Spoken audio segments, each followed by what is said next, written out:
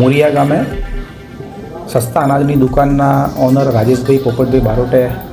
અત્રે ફરિયાદ આપેલી કે 4 જેટલા ઈસમો એમની અને સસ્તા અનાજની દુકાને આવેલા અને કે અમે પત્રકારો છીએ તેવી ઓળખાણ આપી અને ત્યાં અનાજનું ટ્રાન્સપોર્ટેશનનું કામ ચાલતું હતું. ત્યાંના વિડીયો ઉતારેલા તથા ફોટા લીધેલા અને તેમને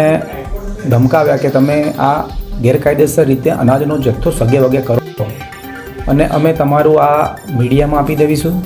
અને તમને પેપરમાં પ્રેસ આઉટ કરીશું અને તમારું લાઇસન્સ અમે રદ કરાવી દઈશું. એ પ્રકારેની એમને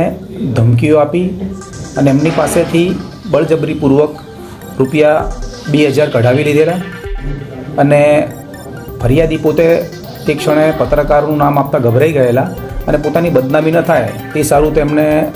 પૈસા એમની પાસેથી કઢાવી લીધેલા હોય. પછી તાત્કાલિક એમને ધ્યાન ઉપર આવતા એમને તાત્કાલિક અમારો પોલીસનો સંપર્ક કરેલો,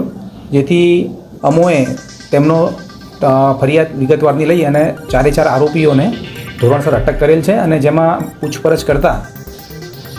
4 આરોપી પૈકી ગૌતમભાઈ જીવણભાઈ ડોડિયા તે ભરૂચના છે, હાર્દિક ભૂપેન્દ્રભાઈ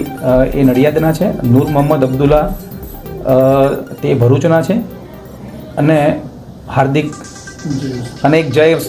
જય મહેશ કુમાર શ્રીમાળી તે નડિયાદના છે. એ 4 જણા જુદા જુદા પત્રકારત્વ તરીકે ફરજ બજાવવાનું જણાવે છે.